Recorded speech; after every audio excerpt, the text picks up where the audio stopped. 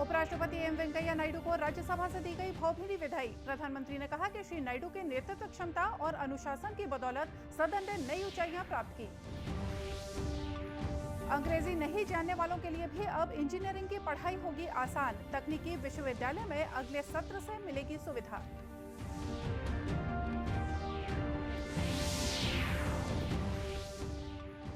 सावन सोमवार के अंतिम दिन शिव मंदिरों में लगा भक्तों का तांता। कांवड़ यात्रा की प्रदेश भर में धूम।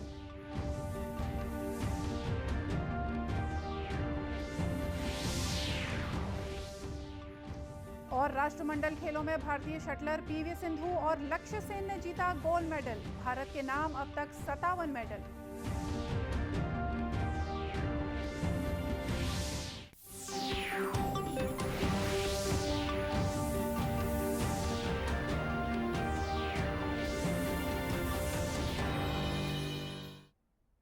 नमस्कार, आप देख रहे हैं दूरदर्शन समाचार। मैं हूं मोनिका शर्मा और आइए अब देखते हैं समाचार विस्तार से। उपराष्ट्रपति और राज्यसभा के सभापति एम वेंकैया नायडू को आज राज्यसभा से भावभीनी विदाई दी गई। इस अवसर पर प्रधानमंत्री नरेंद्र मोदी ने कहा कि राज्यसभा के सभापति श्री नायडू की नेतृत्व क्षमता और अनुशासन की बदौलत सदन ने नई ऊंचाइयां प्राप्त की हैं। श्री नायडू को उनका कार्यकाल पूरा होने पर बधाई देते हुए प्रधानमंत्री ने कहा कि इस दौरान ऊपरी सदन के कामकाज में 70% इजाफा हुआ। उन्होंने कहा कि इस दौरान 177 विधेयक सदन ने पारित किए या उन पर बहस हुई। सभी भूमिकाओं में हमेशा युवाओं के लिए काम किया है। आपने सदन में भी हमेशा युवा सांसदों को आगे बढ़ाया, उन्हें प्रोत्साहन दिया। आप लगातार युवाओं के संवाद के लिए यूनिवर्सिटीज और इंस्टीट्यूशंस लगातार जाते रहे हैं। नई पीढ़ी के साथ आपका एक निरंतर कनेक्ट बना हुआ है और युवाओं को आपका मार्गदर्शन भी मिला है और युवा भी आपको मिलने के लिए हमेशा उत्सुक रहे हैं। प्रधानमंत्री ने भाजपा अध्यक्ष के रूप में श्री नायडू के नेतृत्व, केंद्रीय मंत्री के रूप में उनके परिश्रम और उपराष्ट्रपति के रूप में उनकी गरिमा की सराहना भी की। केंद्रीय गृह मंत्री अमित शाह ने आज ओडिशा के कटक में ओडिया दैनिक द प्रजातंत्र की 75वीं वर्षगांठ समारोह का उद्घाटन किया। इस अवसर पर उन्होंने कहा कि अत्यधिक उज्जवल भविष्य ओडिशा की प्रतीक्षा में है। श्री शाह ने ओडिशा के लोगों को विनम्रता से नमन किया। यहाँ के अत्यधिक गरीब परिवार की बेटी द्रौपदी मुर्मू भारत के राष्ट्रपति पद तक पहुंची हैं। एक्नॉलेज करने का और मैं आज यहाँ आया हूँ उत्कल केसरी डॉक्टर हरेकृष्ण मेहताब और प्रजातंत्र दोनों को प्रणाम कर कर आजादी में उनके योगदान को नमन करने के लिए आया। उत्कल केसरी डॉक्टर मेहताब ने न केवल आजादी की लड़ाई लड़ी, आजादी के बाद भी केंद्रीय मंत्री, मुंबई के गवर्नर, ओडिशा के मुख्यमंत्री और प्रजातंत्र के सजग प्रहरी के नाते उत्कल प्रजा को हमेशा के लिए गौरव दिलाने का काम एक उत्कल केसरी डॉक्टर हरेकृष्ण मेहताब ने किया। गृह मंत्री ने कहा कि प्रधानमंत्री नरेंद्र मोदी के नेतृत्व में केंद्र सरकार राज्य सरकार के सहयोग से ओडिशा के समग्र विकास के लिए कार्य कर रही है। अंग्रेजी नहीं जानने वालों के लिए भी अब इंजीनियरिंग की पढ़ाई आसान बनाई जा रही है। छत्तीसगढ़ के स्वामी विवेकानंद तकनीकी विश्वविद्यालय में अब हिंदी माध्यम से भी इंजीनियरिंग की पढ़ाई की जा सकेगी। केंद्र सरकार ने राष्ट्रीय शिक्षा नीति 2020 में इसकी व्यवस्था की है। 12वीं तक हिंदी मीडियम से पढ़ने वालों के लिए इंजीनियरिंग की पढ़ाई अंग्रेजी की वजह से पहले साल से ही बेहद कठिन हो जाती थी, पर अगले सत्र से ये मुश्किल दूर हो जाएगी। छत्तीसगढ़ स्वामी विवेकानंद तकनीकी विश्वविद्यालय के कुलपति डॉक्टर M.K. वर्मा ने बताया कि अंग्रेजी में होने वाली पढ़ाई से हिंदी माध्यम के बच्चों को काफी परेशानी होती थी, इसलिए नई शिक्षा नीति में यह व्यवस्था की गई है। उल्लेखनीय है कि AICTE के मार्गदर्शन में छत्तीसगढ़ स्वामी विवेकानंद तकनीकी विश्वविद्यालय ने BE फर्स्ट ईयर का कोर्स हिंदी में तैयार करने में अपना महत्वपूर्ण योगदान दिया है। इसकी 5 पुस्तकें भी तैयार हो गई हैं। अगले सत्र यानी 2023-24 से हिंदी का ये कोर्स छत्तीसगढ़ के इंजीनियरिंग कॉलेजों में पढ़ाया जाने लगेगा, जो कि वैकल्पिक और रेफरल होगा। आइए इस संबंध में और ज्यादा जानकारी लेते हैं छत्तीसगढ़ स्वामी विवेकानंद तकनीकी विश्वविद्यालय के कुलपति डॉक्टर MK वर्मा से। डॉक्टर वर्मा। हाँ जी। डॉक्टर वर्मा, बहुत बहुत स्वागत है आपका दूरदर्शन समाचार में। बहुत बहुत धन्यवाद जी डॉक्टर वर्मा, अभी हमने देखा कि नई शिक्षा नीति के तहत जो इंजीनियरिंग के छात्र हैं वो अब हिंदी मीडियम में भी पढ़ाई कर सकेंगे, तो जो हमारे हिंदी भाषी छात्र हैं उनके लिए जो इंजीनियरिंग की राह है वो कितनी आसान हो गई है? वास्तव में हिंदी के अलावा भारतीय भाषाओं में अलग अलग राज्यों में लोकल लैंग्वेज में किताबें उपलब्ध कराई जा रही हैं। जहाँ तक कि हिंदी भाषी प्रदेश का सवाल है, जो छत्तीसगढ़ भी है, मध्य प्रदेश भी है और उत्तर भारत के बहुत सारे प्रांत हैं, यहाँ पे हिंदी भाषा बोली जाती है, समझी जाती है। और हिंदी भाषा में यदि इसकी पढ़ाई कराई जाती है इंजीनियरिंग की, तो ये बच्चों को बहुत ज्यादा अच्छे से समझ में आता है। और समझ में आने के बाद एक रेफरल लैंग्वेज के रूप में रखा हुआ है। समझ में आ गया तो उसके बाद ये साथ ही साथ इन चीजों को अंग्रेजी के साथ में डेवलप करते हैं और कर सकते हैं। और इसी तरीके से इनकी हिंदी और अंग्रेजी दोनों में तकनीकी ज्ञान का एक्सप्रेशन ये बहुत अच्छे तरीके से आएगा। जी डॉक्टर वर्मा, ये जो कदम है ये निश्चित तौर पर हमारे छात्रों के लिए काफ़ी हितकारी साबित होगा। डॉक्टर वर्मा, जो हम जानना चाह रहे हैं वो ये है कि ये जो कार्यक्रम है, ये जो हिंदी भाषी छात्रों के लिए जो सुविधा है, ये कब से लागू होगी और आपके विश्वविद्यालय में इसके लिए क्या क्या तैयारियां हैं? हमारे विश्वविद्यालय में अगले सत्र से इसको लागू करेंगे। और वैसे भी अभी रेफरल के रूप में हिंदी की किताबें हैं और अभी भी व्यवहारिक रूप से जो शिक्षक हमारे इंजीनियरिंग कॉलेज में पढ़ाते हैं उसमें से 50% लोग बच्चों को समझाने के लिए हिंदी भाषा का उपयोग करते हैं। तो इस तरीके से विश्वविद्यालय और छत्तीसगढ़ में जितने इंजीनियरिंग पॉलिटेक्निक हैं उसमें हिंदी में पढ़ाने का और समझाने का पहले से ही अपने यहाँ प्रक्रिया चल रही है। लेकिन अब हिंदी की किताबें भी आ जाएंगी और अंग्रेजी किताबों का हिंदी ट्रांसलेशन भी आ जाएगा। तो इन किताबों को जो बच्चे देख करके रिफर करेंगे तो उनकी समझ और गुणवत्ता में निश्चित ही सुधार आएगा। बिल्कुल, हमको भी ये पूरा विश्वास है कि ये जो योजना है ये हिंदी भाषी छात्रों के लिए काफ़ी हितकारी साबित होगी। तमाम जानकारी के लिए आपका बहुत बहुत धन्यवाद डॉक्टर वर्मा।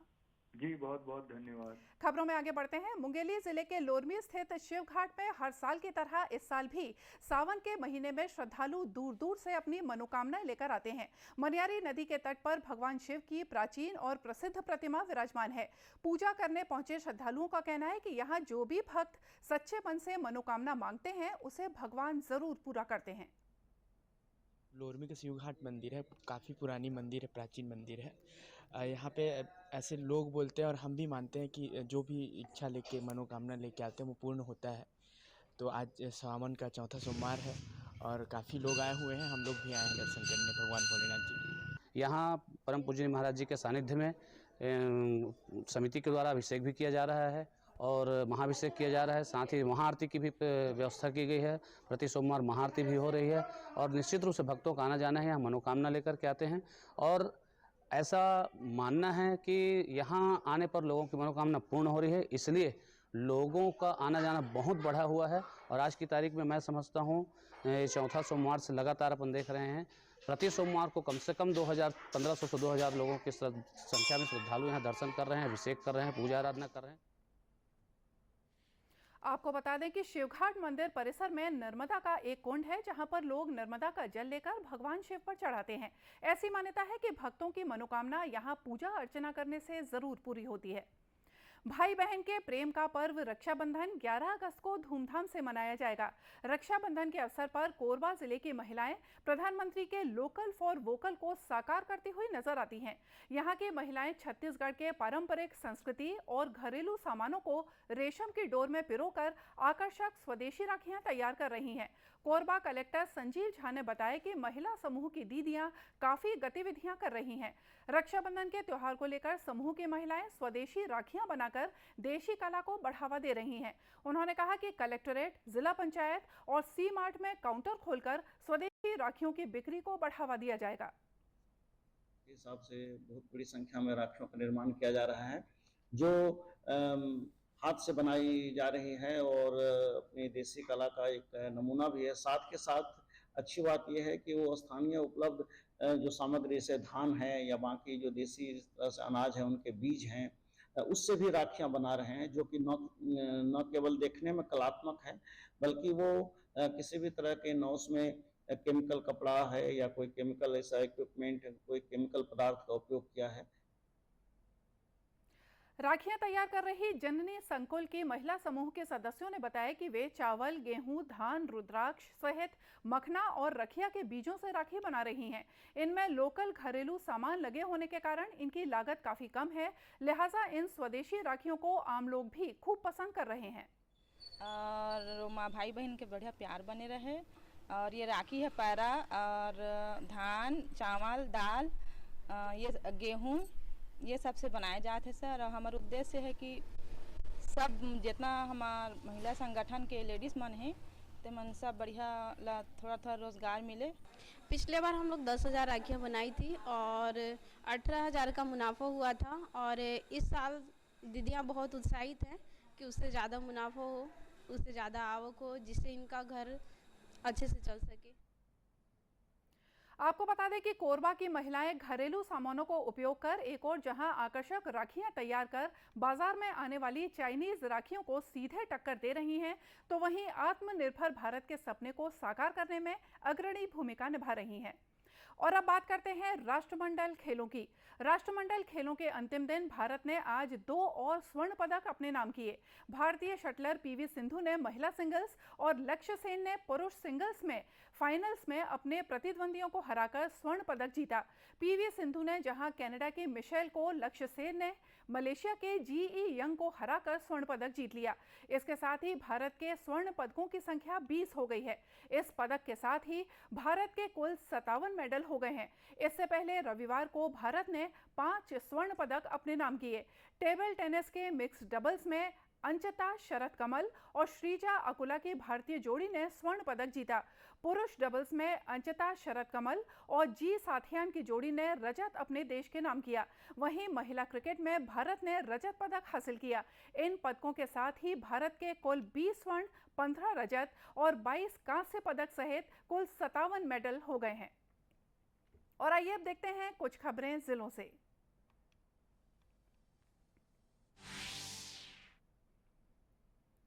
सावन के आखिरी सोमवार को राजनांदगांव के कसौधन वैश्य गुप्ता समाज द्वारा कांवड़ यात्रा के साथ राष्ट्रभक्ति का संदेश देने के लिए तिरंगा यात्रा निकाली गई। इस दौरान उन्होंने लोगों से हर घर तिरंगा फहराने की अपील की। यात्रा की शुरुआत मोहारा स्थित शिवनाथ नदी से हुई। कांवड़ियों की तिरंगा यात्रा शहर के विभिन्न मार्गों और चौक चौराहों का भ्रमण करते हुए बागेश्वर मंदिर पहुंची। इस दौरान शहर वासियों ने यात्रा का स्वागत और सम्मान किया। कार्यक्रम में शहर की महापौर हेमा देशमुख, पूर्व सांसद और भाजपा के जिला अध्यक्ष मधुसूदन यादव शामिल हुए। आजादी के अमृत महोत्सव के तहत हर घर तिरंगा अभियान से लोगों को जोड़ने में स्व सहायता समूह की महिलाएं भी महती भूमिका निभा रही हैं। दुर्ग जिले के ग्राम मचांदुर के ताज स्व सहायता समूह की महिलाएं तिरंगा झंडा बना रही हैं। जिला प्रशासन द्वारा इन महिलाओं को 2000 तिरंगे बनाने का काम दिया गया है। समूह की महिलाएं तिरंगा बनाने के साथ ही हर घर तिरंगा मुहिम को सफल बनाने के लिए रैलियां भी निकाल रही हैं। रैली के माध्यम से महिलाएं हर घर में पहुंचकर लोगों को 13 से 16 अगस्त तक घरों में तिरंगा फहराने की अपील भी कर रही हैं। आजादी की 75वीं वर्षगांठ को लेकर पूरे देश में तैयारियां अंतिम दौर में हैं। कोरबा जिले में भी स्वतंत्रता दिवस के अवसर पर होने वाली परेड के लिए पुलिस जवानों के साथ ही एनसीसी के कैडेट्स भी रिहर्सल कर रहे हैं। हर वर्ष की तरह इस वर्ष भी कोरबा के सीएसईबी खेल मैदान में 15 अगस्त को ध्वजारोहण किया जाएगा। रक्षित निरीक्षक अनंत राम पैकरा ने बताया कि इस वर्ष भी कोविड प्रोटोकॉल का विशेष ध्यान रखते हुए आजादी का पर्व मनाया जाएगा। परेड में इस वर्ष 8 टीमें हिस्सा लेंगी। इनमें 6 प्लेटून शस्त्र के साथ परेड में हिस्सा लेंगे, तो वहीं 2 प्लेटून एनसीसी कैडेट्स को शामिल किया जा रहा है। और आइए देखते हैं अंत में मुख्य समाचार एक बार फिर से। उपराष्ट्रपति एम वेंकैया नायडू को राज्यसभा से दी गई भावभीनी बधाई। प्रधानमंत्री ने कहा कि श्री नायडू की नेतृत्व क्षमता और अनुशासन की बदौलत सदन ने नई ऊंचाइयां प्राप्त की। अंग्रेजी नहीं जानने वालों के लिए भी अब इंजीनियरिंग की पढ़ाई होगी आसान। तकनीकी विश्वविद्यालय में अगले सत्र से मिलेगी सुविधा।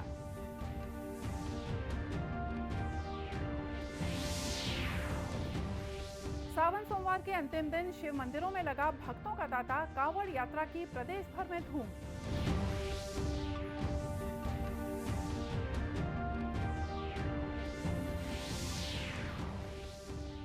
और राष्ट्रमंडल खेलों में भारतीय शटलर पीवी सिंधु और लक्ष्य सेन ने जीता गोल्ड मेडल। भारत के नाम अब तक 57 मेडल।